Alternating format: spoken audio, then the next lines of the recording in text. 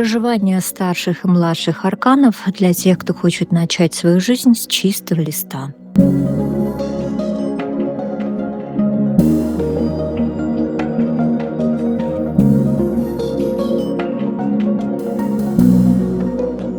Девочка, мальчик, ну что? Я вас приветствую в основных пространствах нейроведьмы.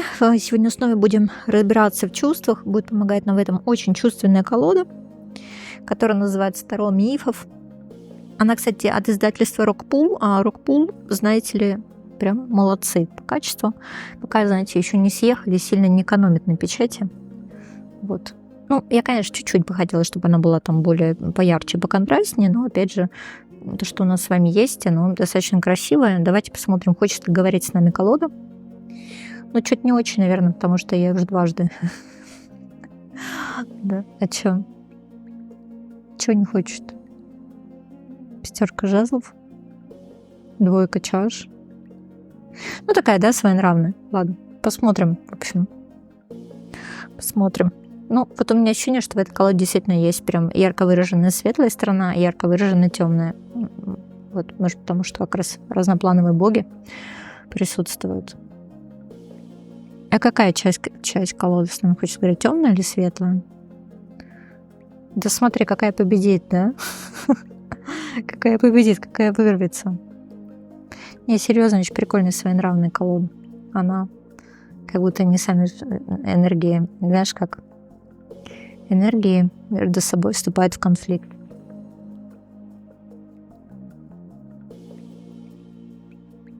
Я, конечно, ржу, мне давно такого не было, чтобы колода требовала подношений. Но это же боги, они капризные ребята. Мы тут каждый раз, да, запрашиваем связь с ними.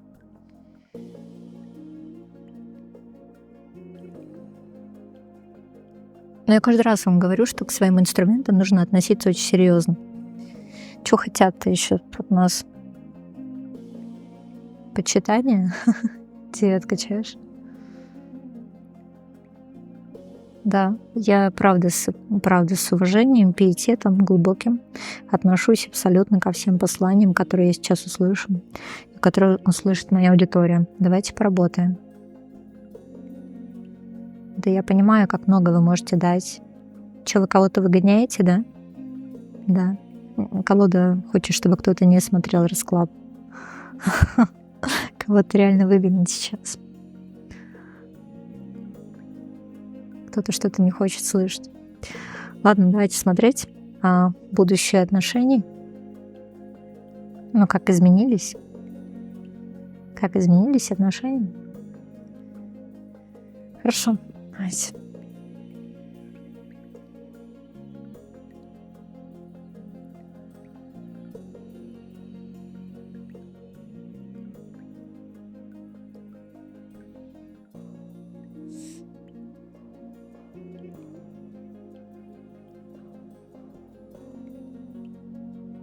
Такие говорят: няня, читай быка. Да почитай, про них прикольно читать, мне нравится очень. Читай guidance.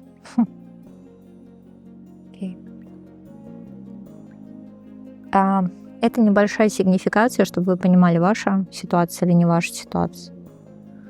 Ваша ситуация, не ваша ситуация. Так. Ну что, это он, это вы? Давайте с него начнем. Кто сейчас перед нами, да, в каких энергиях человек находится? Ну смотри, человек пытается привести в порядок свою жизнь. Это двойка монет, двойка пентаклей. Ощущение, что немножко сейчас не форсирует события, он где-то стоит на паузе. Потому что, я, конечно, надеюсь, что это не третьи лица, потому что нам пока об этом никто ничего не говорит. Всего лишь монетки две, но как бы мы трактуем по-разному. Может, у человека просто, знаешь, перекресток жизненный, да? Двойка монет. И, собственно, рыцарь жезлов. А я не знаю, как действовать, а я не знаю, в какую сторону идти, да? Я не знаю, какие действия сейчас следует предпринимать. Ну ладно, мы посмотрим, чего это касается. Но пока вот у нас, смотри, с тобой рыцарь жезлов, да, и двойка монет. То есть, на что-то, смотри, есть энергия на что-то одно. Может быть, есть энергия только на одну женщину или на один какой-то путь. на что-то одно пока. Может быть, вообще, ну давай, а ты сейчас? Ну, скорее всего, это отношения на расстоянии могут быть. Или ты тоже ушла в какую-то, смотри, прям рефлексию. Ты решила, что да я же в энергии звезды, да что я-то буду что-то делать вообще? Пусть он. То есть мы хотим инициативу отдать все же мужчине, да? Да, есть ощущение, опять же, что вы на расстоянии. Карта звезды, как бы карта колесницы. Может быть, это, знаешь, тоже какие-то либо разовые встречи, либо у кого-то больше активности по жизни. Вот сейчас, на данный момент. Ладно, а с точки зрения высшей силы, что сейчас между вами? Что сейчас между вами? Смотри, высшие силы говорят, а мы так не задумывали вообще, что-то пошло не так, да? Кто-то, в общем, не оправдал ожиданий из вас, то есть на вас, видно, ставили высшие силы. Но сама по себе карта несправедливости, и это очень часто, кстати, означает, что в ваши отношения кто-то мог вмешиваться или вмешаться. То есть так оно не должно было быть. Давай посмотрим, относительно чего эта ситуация.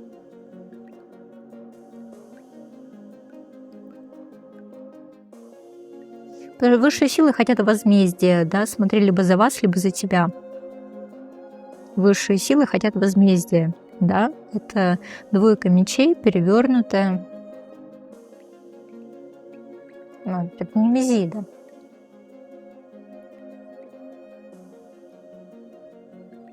Ты знаешь, как сначала мы общаемся с Немезидой, потом в нашу жизнь приходит, да, взаимодействие с Гекатой.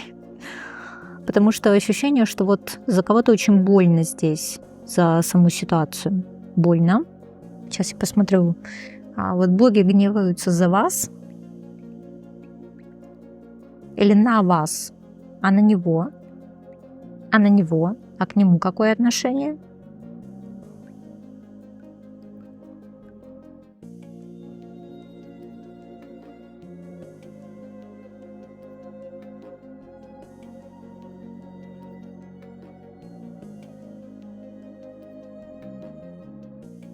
Смотри.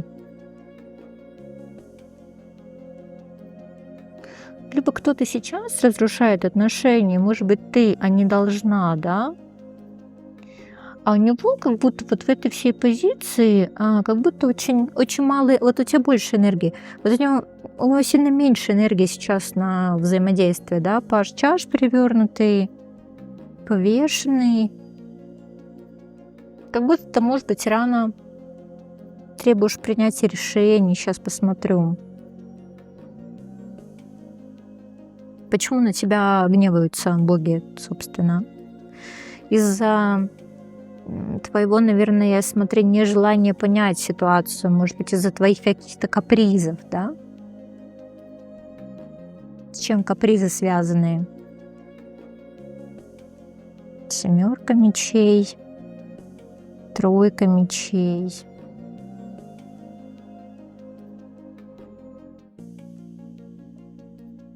Ты знаешь, такое ощущение, что он не выполняет свои обещания. Смотри, умеренность перевернутая, да?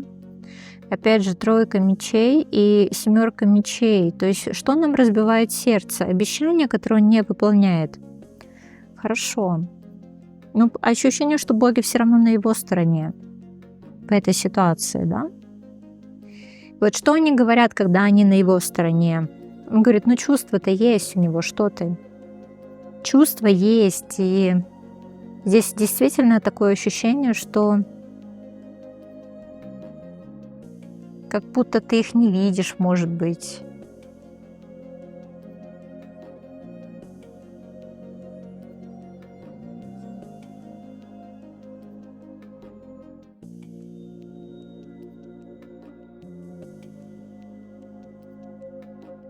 Говорит, что он не действует, как тебе надо, из-за каких-то твоих неправильных действий. Но у нас же вопросы, как, собственно, изменились, да, там чувства ли, отношения, что у нас там сейчас.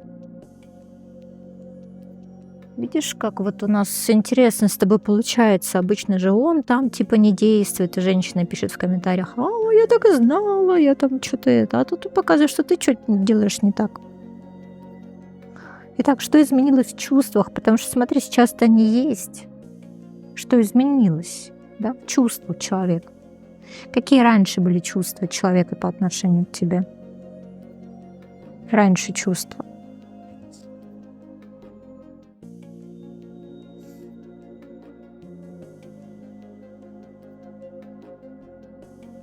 Королева мечей. С.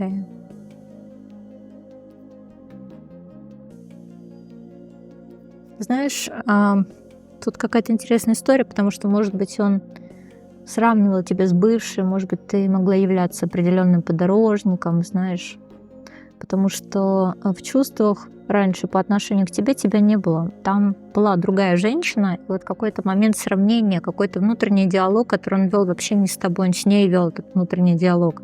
Он все никак не мог разорвать какую-то связь, понимаешь, там с ней. Что еще было в чувствах по отношению к тебе? Он говорил: нет, у нас не получается дальше, у нас не получается вместе, у нас не получается союза, мне что-то не устраивает. Что-то не устраивает. А он тебе вообще там про любовь какую-то говорил? Да, и вполне возможно мог заливать тебя этими чувствами, эмоциями. Мог, да? Вот такое ощущение, что, может, и глубины какой-то не чувствовала, не понимала или не верила там ему в чем-то.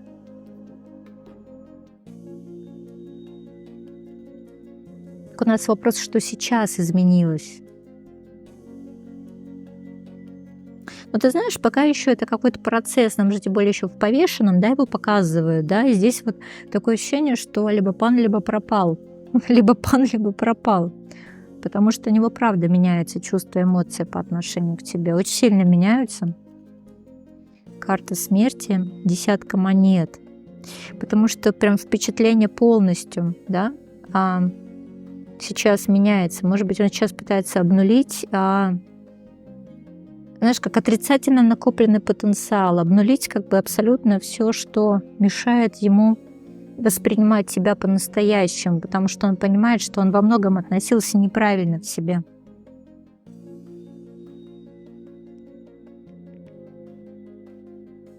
Поэтому, наверное, двойка пентаклей, что он пытается, знаешь, как вот на чашах весов понять, да, как же вот на самом деле он к тебе относится. Потому что случился какой-то достаточно у вас болезненный переход, но при этом переход на новый уровень. И он там увидел свою несостоятельность или, знаешь как, свое неумение, может вкладываться эмоционально, да, там, может, он бы хотел бы делать себе какие-то более дорогие подарки, у него нет на это средств, вот что-то такое, потому что он прям действительно чувствует какой-то, знаешь, момент, что, может быть, тебе что-то должен, да, сейчас. Что у нас еще? Отшельник. Семерка жезлов. Чувства.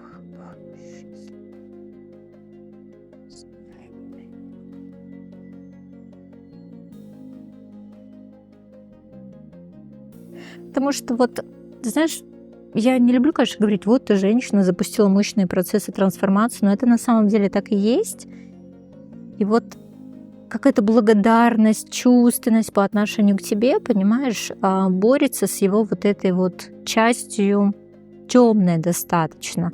А вот темная часть, она очень потребительская. Он прекрасно понимает, что если бы он бы, знаешь, как отпустил бы вот эту совесть и ушел бы вот в состояние «все ему должны», а у него может правда такое быть, то в его чувствах по отношению к тебе ничего бы не поменялось, потому что здесь было потребительское отношение.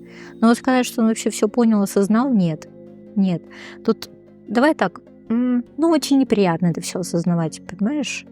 Очень всегда приятно осознавать, что я мамин пирожочек и солнышко, нежели как бы осознать вообще, что я вел себя как чудак, да, на букву «М», когда ко мне там словно нормально относились, да, как бы и показывали мне там без масок, да, отношения. Это же очень сложно всегда признать вообще, что ты вел себя как чудак на букве «М». Однако мы говорим о том, что вот боги говорят, что что-то ты делаешь, что-то не так. Так, боже мой. Четверка монет. Тут, наверное, знаешь, в какой-то момент, что ты где-то передавила тем, что слишком создала зону комфорта, а нужно было просто сразу его выкидывать, знаешь, там на мороз серьезно. Или, как это сказать, бросать в океан, чтобы он сам научился плавать. Достаточно жестко, конечно. Надо было, тебе знаешь, как в Спарте, да, скидывали со скалы, если бы, собственно, выжил воин, ты знаешь, он не должен был, видимо, выжить, а ты его вот это спрятала, знаешь, не скинула со скалы. И вот что.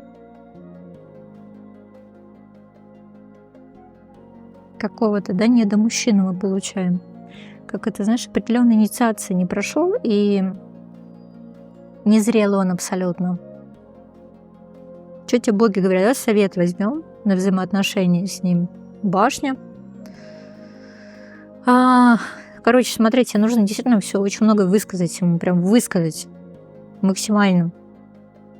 Может, ты конфликта какого-то боишься, да?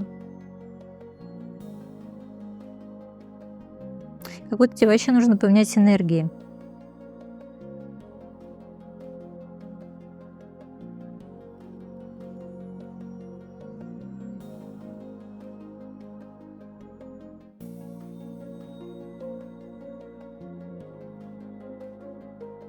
Это ему, конечно, несколько, может быть, собьет корону, может быть, еще что-то, но так он, знаешь, в иллюзиях относительно себя пребывает, относительно себя. Ему-то кажется, что все хорошо, а тут как бы нет, и давно нехорошо.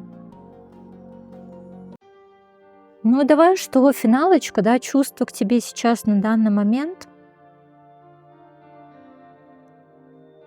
Туз монет, но при этом он перевернутый, и рыцарь мечей. Ты знаешь, вот он очень боится увидеть твою ценность для себя, очень боится. Очень боится.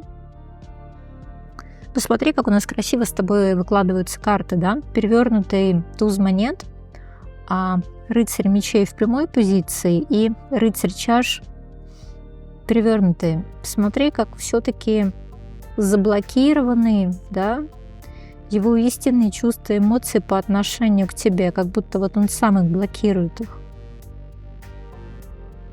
не дает выходу, потому что ему реально проще обесценить, чем признать ценность.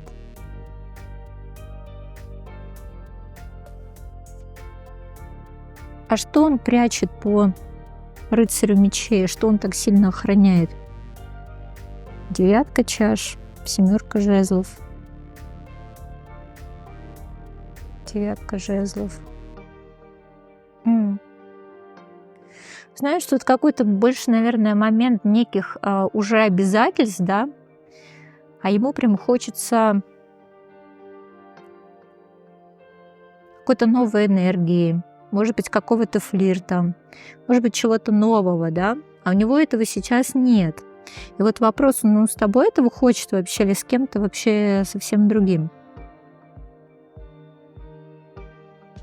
Вполне возможно, что и с тобой, потому что пятерка чаш перевернутая — это карта, которая означает сожаление про траченное, соответственно, да, где он действительно очень много думает и вспоминает. Возможно ли здесь какое-то возобновление? Ты не хочешь сама, да, а он вообще хотел бы? А он, знаешь, сидит, короче, ждет, чтобы ты его из болота вытащила. Вот что-то такое, понимаешь? То есть как бы ценность признавать не хочет, ртом, короче, говорить не хочет, да? Ну, с точки зрения богов, типа, ты все правильно сделала, потому что из пацана вырастила воина и мужчину. Ну, вроде как нужно его отпускать, чтобы он сам принимал решение, а он решение что-то применять не хочет. Ты бы, наверное, не смотрела бы, да? Такая вот интересная позиция, да? Чувства есть, но я тебе про них не скажу. Ну, окей, ладно. Вот такая вот история, она странная получается. Подписывайтесь на мой канал и обязательно нажмите на колокольчик, чтобы не пропустить новые интересные расклады. И обязательно оставляйте комментарий под этим видео. А с вами была я, ваша нейроведьма. До новых встреч, друзья!